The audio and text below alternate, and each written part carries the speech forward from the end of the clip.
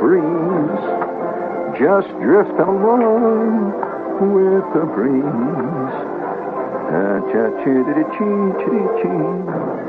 I met a guy today who was almost driven to the edge of drink because of last Sunday's New York Times crossword puzzle. When he found out that some of his most favorite expressions that he used continually were referred to by the New York Times editorialists in their crossword puzzles as great American cliches. Yeah. Did you see their puzzles? This Adventures in Cliche Land. Reminds you of the news. Election campaign promises peace, truth, beauty, all.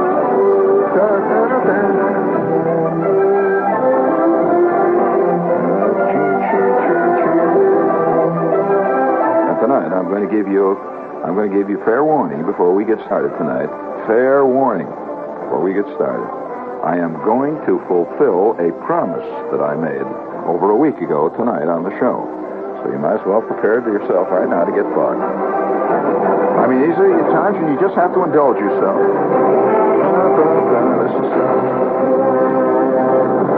This is a day of self-indulgence, and there's no reason why, with the world self-indulging itself, why I can't indulge myself a little bit on a Monday afternoon. A Monday like this, and I sit around Monday. Hey, by the way, that's one of my favorite commercials.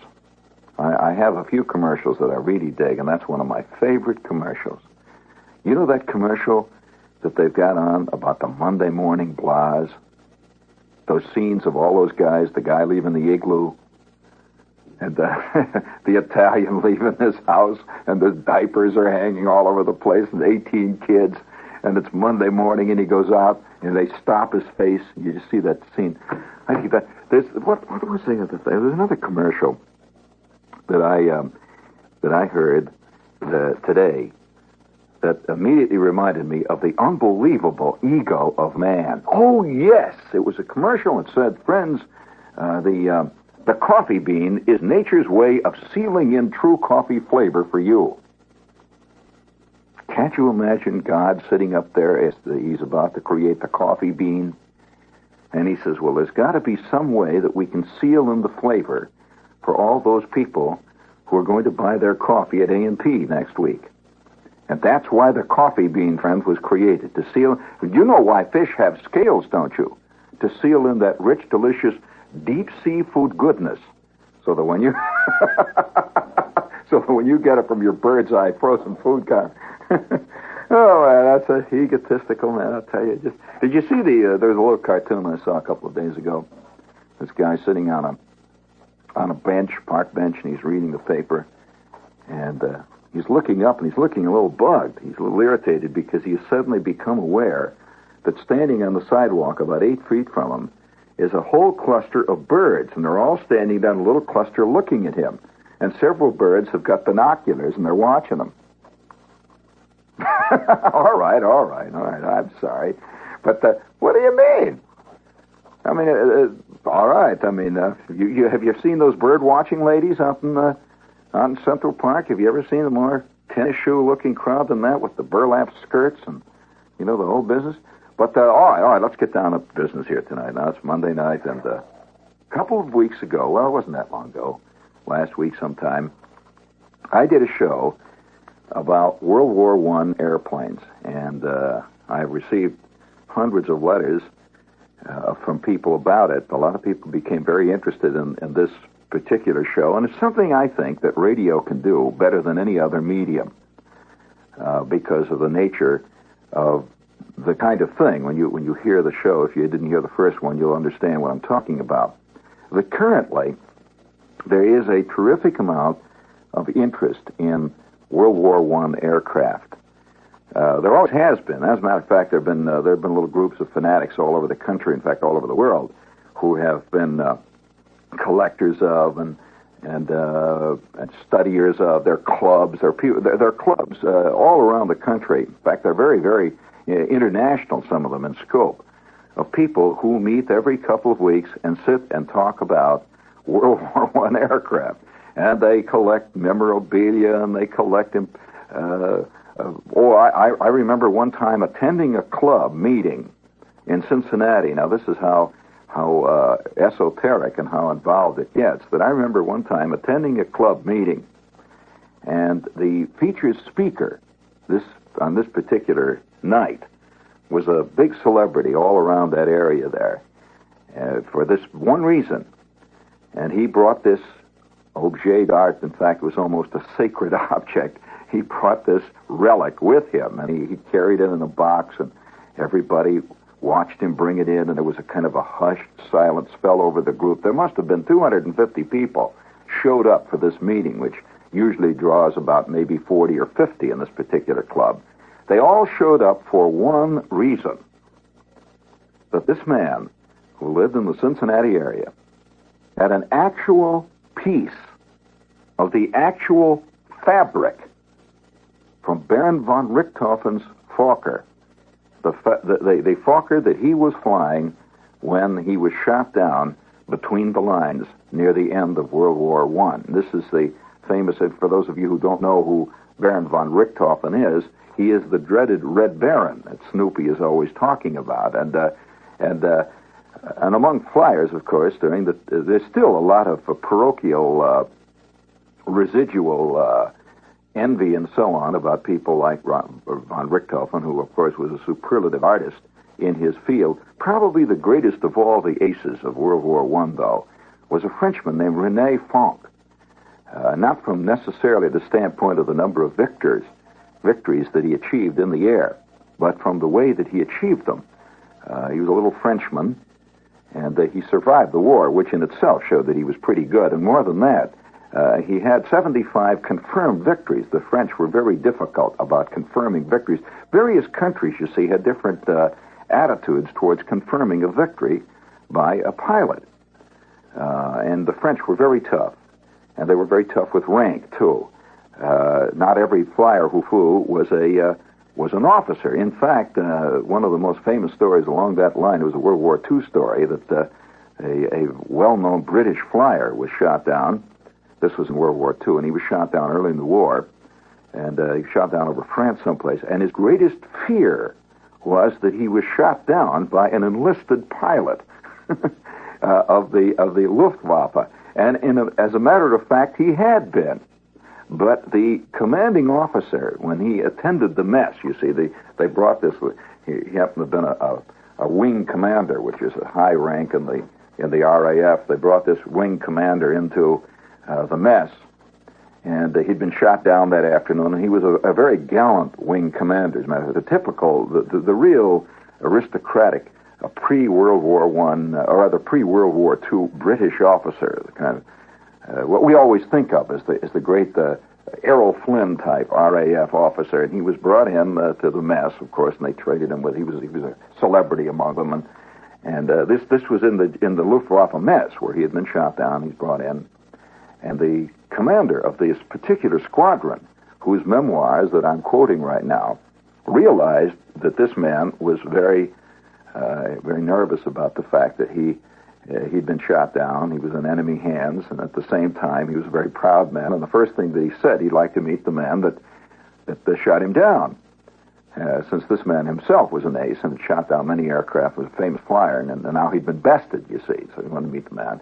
Well, he said that I realized, of course, that it would have been very embarrassing for him if we would have had to take him then that evening away from the officers' mess where we were enjoying champagne and discussing our common problems as aviators, and take him over to the enlisted man's mess, where the man who had shot him down was actually having his SOS, or whatever it is the enlisted man had, in place of the champagne to the officer pilots. And so he says, I selected one of my younger flight lieutenants, and he says, I introduced him, and he says, and the young man didn't understand English.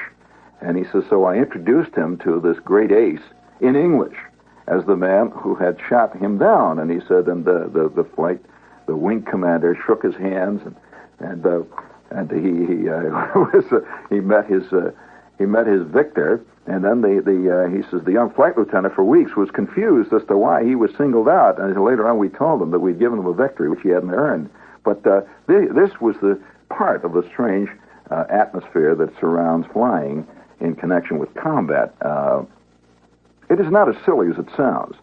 Flying is a thing that binds people together far more than it splits them apart. In other words, the common problem of the aviator, whether you're flying for country A or country D or flying for X, Y, or Z, the dangers of being an aviator and the sense of aloneness and the sense of fighting elements far greater than anything man can create daily binds these people together in a peculiar kind of, as a flyer myself, I can tell you there's a strange kind of it's not strange at all. It's like sailors. There's a certain rapport between sailors who understand something about the sea that the non-sailor doesn't understand.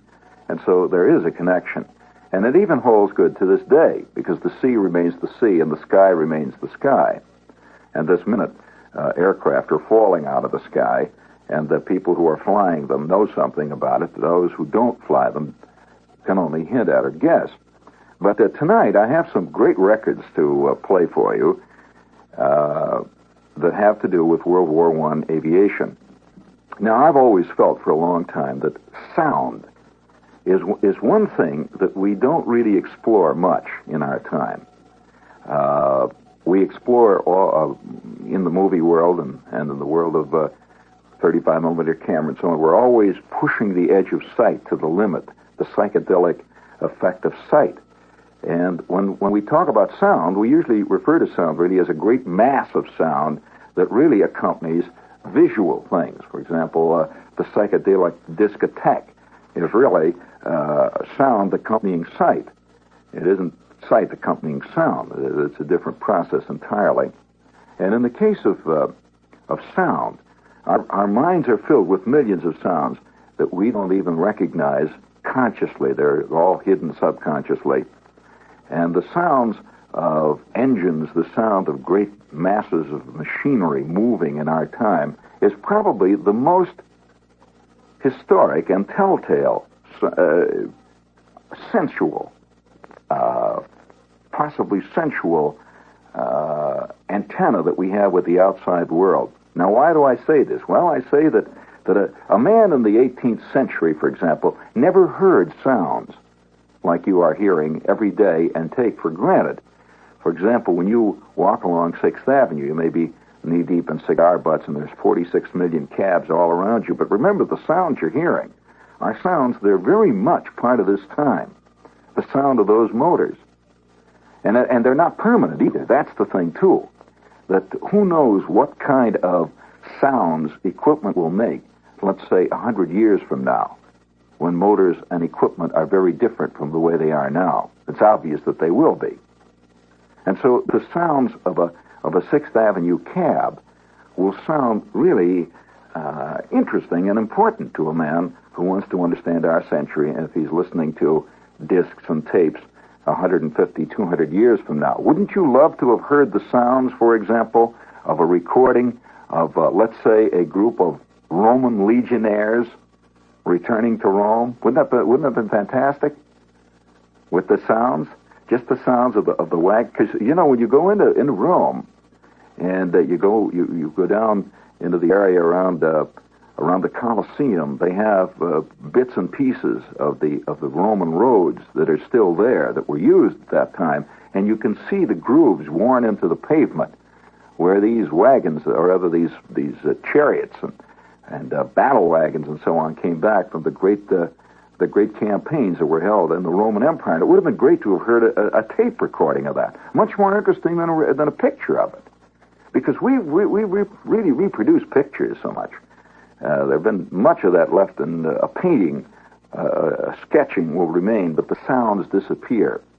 And we're the first generation of people who have in our hands the capabilities of saving the sounds of our century.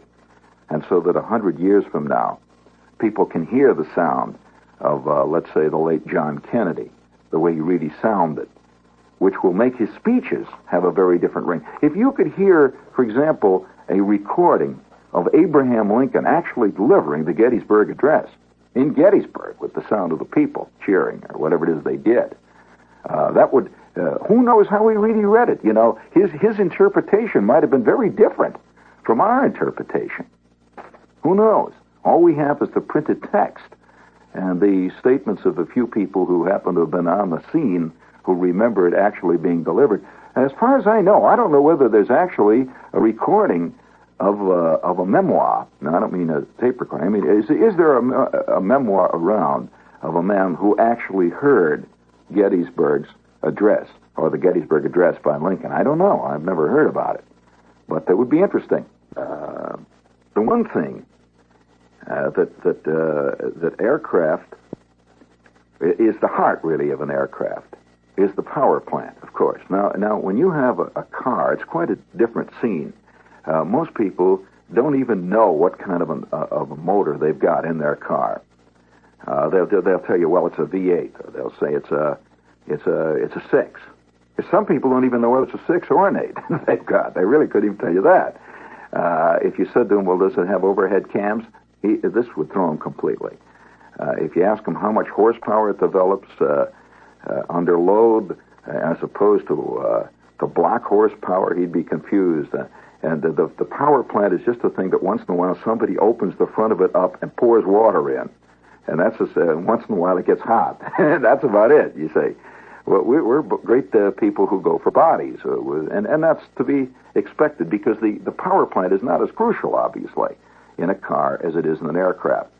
And during World War I, these airplanes were, it was the beginning of aviation, and the power plants that went into these planes were widely differing. There were all kinds of engines used.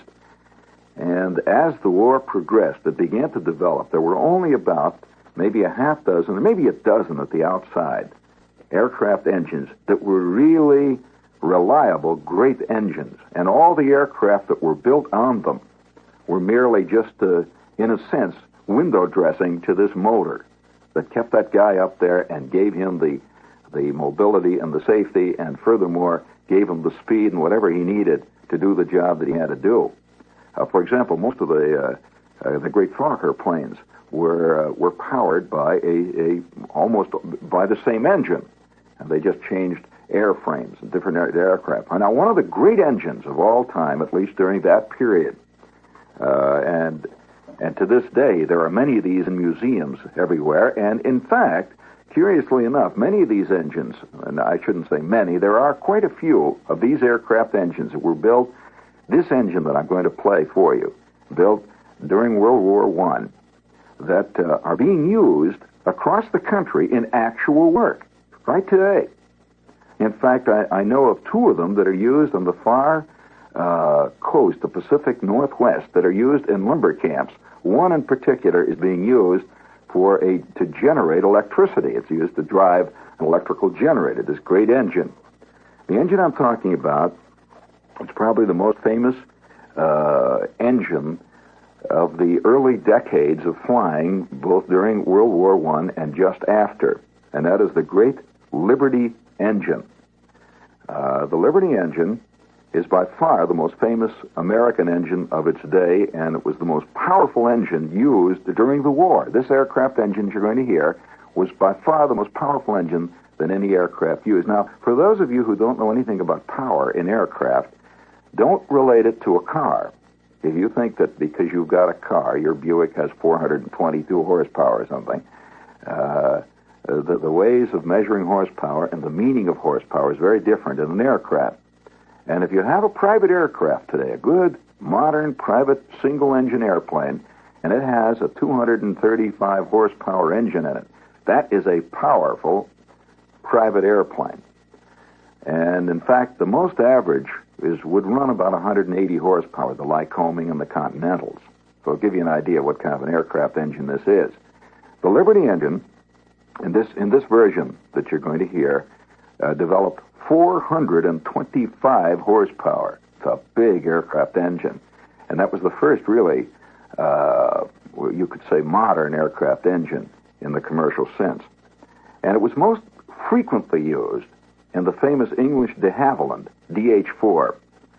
The DH-4 was an aircraft that was built in England, the de Havilland Company, which still builds jets and a lot of other English flying equipment. And it was a famous airplane during World War I, used for observation, used for bombing. It was not a It was not a fighter plane, but it was a famous... In fact, it was the type of plane that Richthofen most often tried to get, because the DH-4 in operation was sending back valuable information. You know, and on aboard the aircraft, for your to give you a little idea of some of the other things they had aboard these DH-4s, but almost all the DH-4s, particularly those used for observation, were equipped with wireless, which also was in its early stages, radio, and they worked entirely by code. And so the observer would sit, and he was usually an officer, and in command of the airplane. The pilot, generally in those days, was a secondary figure in an observation plane. The pilot was often just a sergeant, maybe even a corporal. And the observer was the officer, and he would be observing artillery fire and sending back down to the ground with a key his information in the famous English DH-4. And by the way, the DH-4 also was the great airplane that became the first airmail plane during the 20s. If you've ever seen pictures of those biplanes flying the airmail, those were in many cases, the DH-4. Now, all set in there, you're going to hear the famous Liberty engine. This is the engine that the Germans feared to hear, because quite often the DH-4s, particularly coming over at night, were involved on a bombing raid. And this is the way the Liberty engine, 425 horsepower. And you'll hear the inertia starter. They started with an inertia starter, which was a great spinning flywheel. They would crank and get this baby going. And listen how rough it sounds as she starts. It's a powerful engine.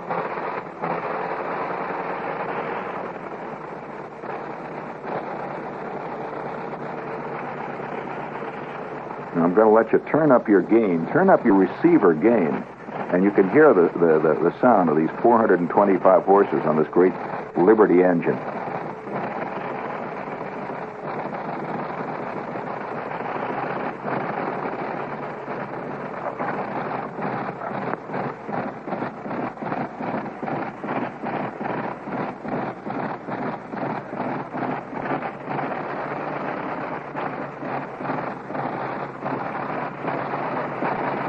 There, now she's warming up.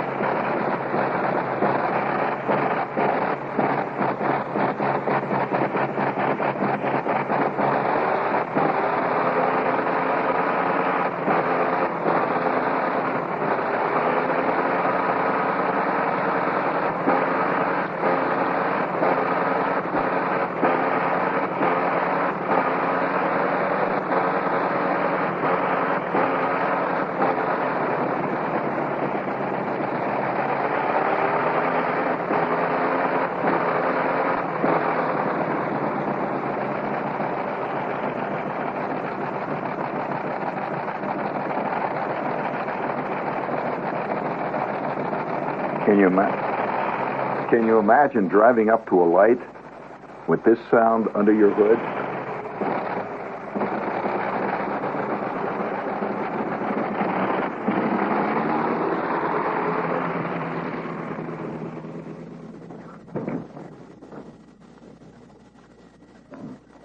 And there he taxis away. Did you hear the sound of that plane going off? That was the famous Liberty engine, 425 horses, and this version, the one that you heard, was in and installed in a DH-4 U.S. mail plane that did not see service in World War I. However, was built during the time of World War I and became a mail plane shortly after the war.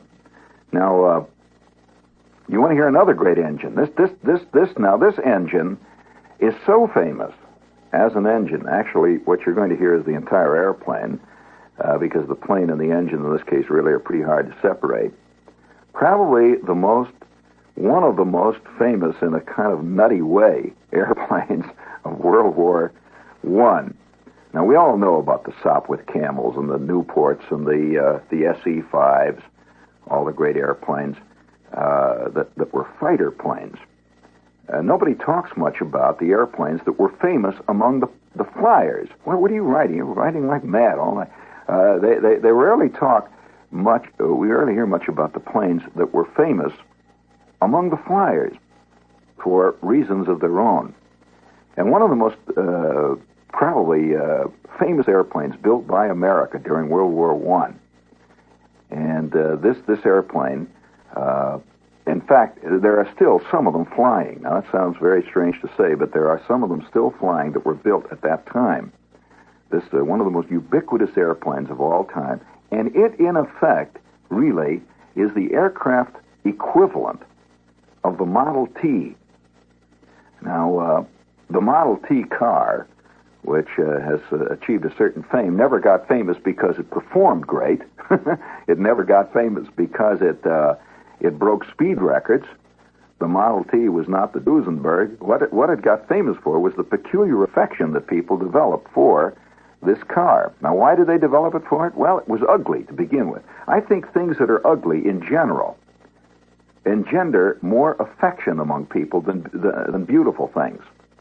And so the Model T, there's a great affection people have for this car. And wherever you go to an automobile show, people gather around the Model Ts because the ugliness of them is monumental. And so people dug it. I think one of the great reasons for the success of the Volkswagen over the years has been the fact that the Volkswagen, friends, just ain't no Rolls Royce. It does not look...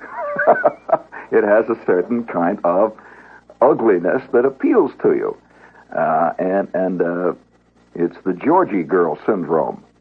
And this airplane was one of the most ungainly looking airplanes, one of the most noisy airplanes, it was ungainly in a strange way. It had a great wide sweeping wing. It was a biplane. It had thousands of wires, and when this airplane flew, it was genuinely a crate. You know the old expression, this is the crate. Well, this was what they meant when they talk about crates. This plane was a crate.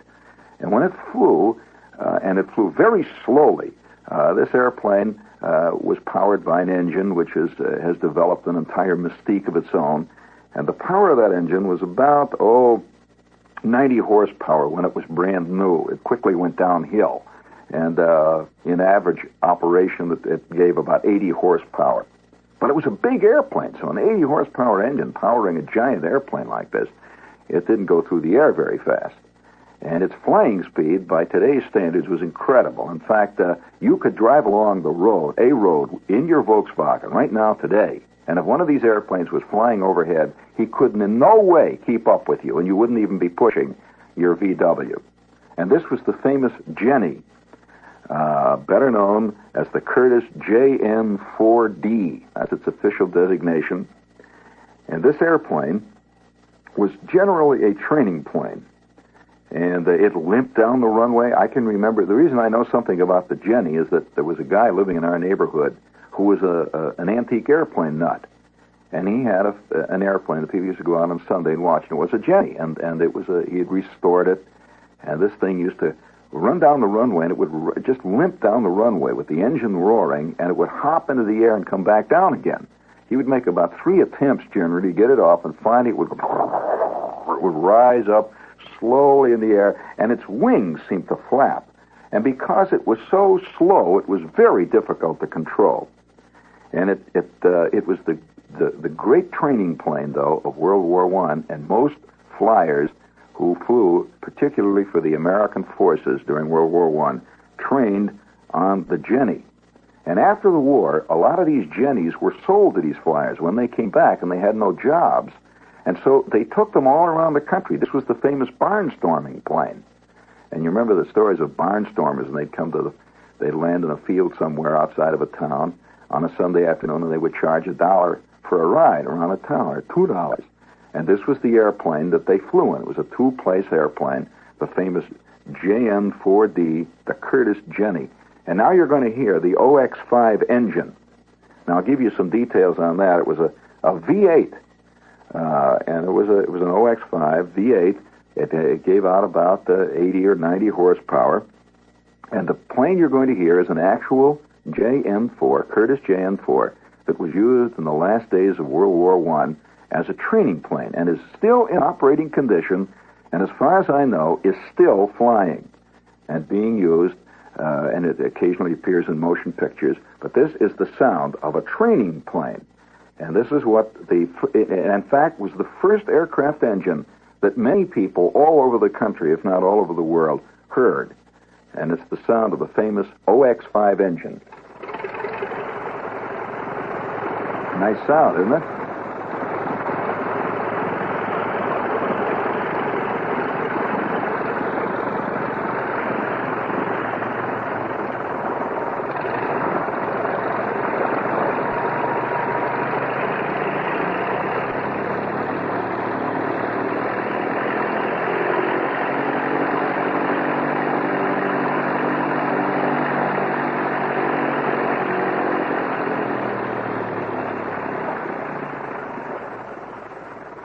Listen to her idling down now. V8. The OX5.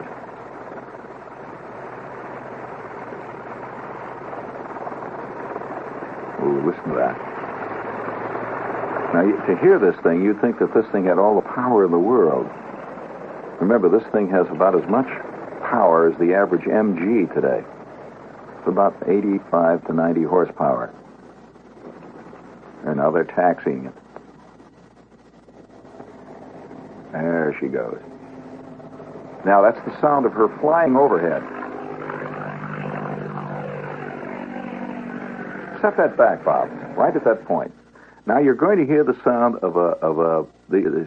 these recordings have been made in different segments of the aircraft under different points of operation. And now you heard the sound of the engine idling on the ground.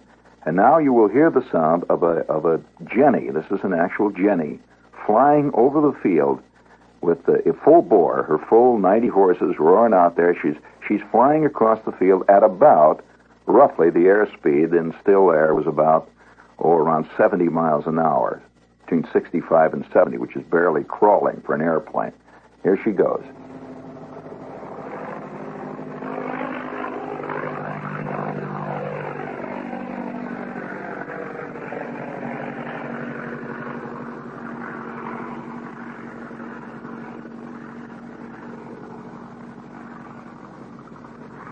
Can't you see Chester Morris sitting in there with his white scarf flowing out behind him? And Alan Hale saying, "I wouldn't send my worst enemy up in that crate. Heaven help that poor kid." That's the sound of an OX5 engine. Now I've got something that are you enjoying this? Oh, people like I do. I mean, after all, I'm a sucker for sounds and airplanes both. And you know what I'd like to do? I don't know whether anybody has thought of doing it, but I think it would be very interesting, at least for the archives, for people to take a good tape recorder, one that has sufficient bandpass capabilities to get the sound of the exhaust and the tappets and one thing and another, to put on tape the sound of all the representative automobiles of today. Now, that sounds like, we have a tendency to not appreciate things at the time when they're readily available. And it would have been nice to have had a recording available, let's say, of how Times Square sounded on an average night, let's say, in New York during Prohibition. The great classic Bonnie and Clyde period. The occasional burst of machine gun, whatever it is you need. But now I've got something here that in a way is an artistic creation done by the people who did this recording, and it is an attempt to, and using the actual aircraft and so on, is an attempt to recreate a scene in sound. And here is the sound you will hear. It is April 29th, 1918. The great German offensive of March 21st was bogged down, and the troops are now sitting immersed in mud and just waiting. 150 kilometers north of Paris, near a small gray village, is a German airfield. Now, the airfields of that time were very different than they are today. They were just a field, usually that was cleared off, and they made a little strip, and that was about the end of it. And tents. They lived usually in tents in the war, and life was very rugged on an airfield in those days. And it's a strip of mud filled with potholes, takeoff and landings, and it is Jagdstaffel 30. This is an actual group, an actual squadron that was stationed at that point in 1918. At that time, this group, this squadron, was armed almost exclusively with false D-12s. Now, last week we did something on the false. This was a great German fighter plane, very dangerous airplane, not popular, by the way, among the pilots, but for the pilots who could fly it, it was an extremely effective weapon, and it was a fiendish-looking aircraft. It is not quite dawn now as we see this scene. The soft hills are blending away in gray, and nobody knows quite what kind of weather it's going to be. It's gray in the morning. And then two falses have been pushed out into the apron in front of the tents that serve as hangars, and the mechanics are sitting in the cockpit watching the sky to see what kind of weather it's going to be. They do not look up as they prepare the planes, the other mechanics, as they stand shivering and working around the aircraft as they get ready for a morning flight over the lines. And you can hear the primer. Hear it squeaking. The mechanic spins the prop. One of the engines warms up. Hear it squeak? She dies. It's dawn. It's quiet. Hear him talking?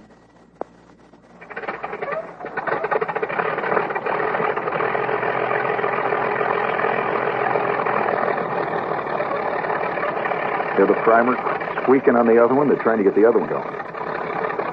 There's two planes on the runway.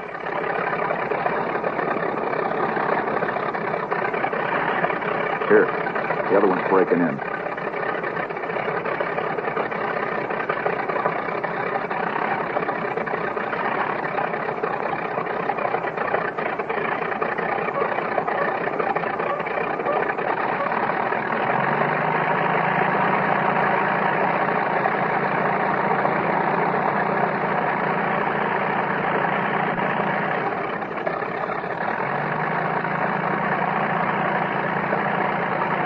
It's a gray morning, and these planes are brilliantly camouflaged. This particular group used yellow, green, and blue camouflaging. The planes were painted in wild, bright colors to blend with the French countryside.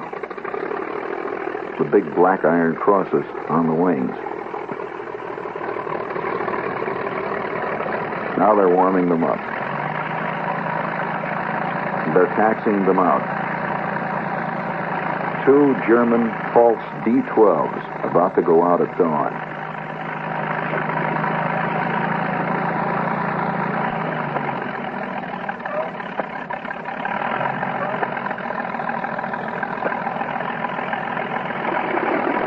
Oh, there she goes. Now they've got both of them running.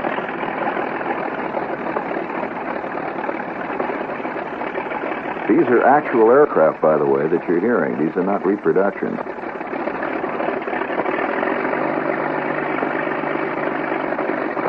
This engine is a 180 horsepower Mercedes six-cylinder engine, the most famous of all the aircraft engines used by the Germans during World War I. And by the way, the basis of a lot of Mercedes engines all the way on up through the early 50s in automobiles.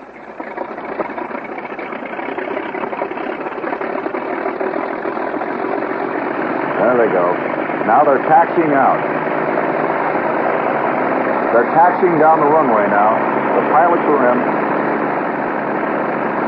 Listen how they take off. They take off together.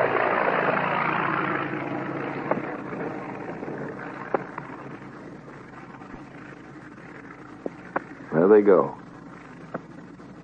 Off into the distance.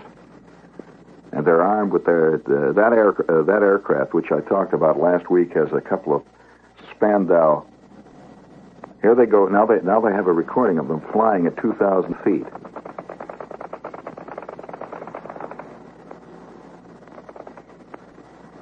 The sound of anti-aircraft fighting. That's the sound of a Spandau machine gun being fired, in case you're interested. Those are actual faults. That's the way a fighting aircraft really sounded in World War I.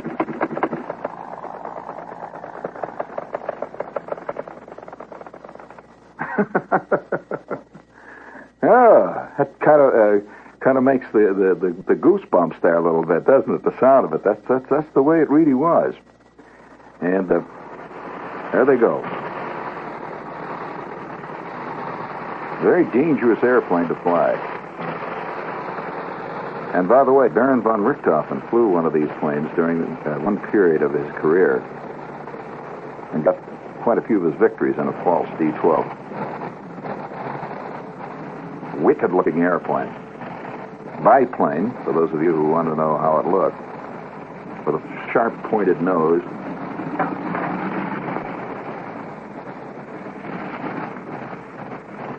There she goes.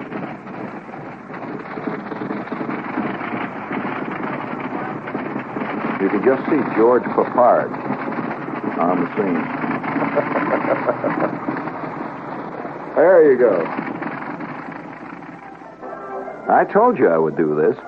I've got the sounds of other aircraft engines of the period, and one of my most prized possessions, as far as a collection of records of great sounds, is a collection of sounds of racing car engines that were great race cars prior to World War II.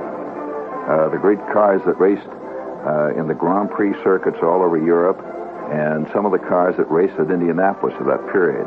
And let me tell you, the sounds of those engines, 670 horses, with that whining supercharger would knock your stereo speakers into Staten Island. Hang loose.